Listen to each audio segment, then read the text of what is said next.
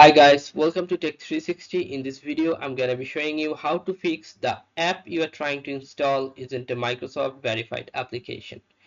So firstly, you have to go to this Windows icon and right click from the mouse. Then you'll find here settings. Click on settings.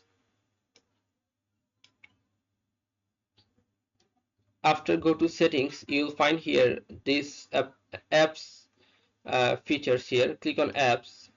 Under this apps, you'll find here apps and features. Under this apps and features, you can see here installing uh, apps only from Microsoft Store helps protect device. Choose where to get the apps. So you have to just drop down the menu and you have to click it anywhere or choose this one anywhere, but warn me before installing the application not from Microsoft Store. Just click on this and let's check back. Your problem will be fixed.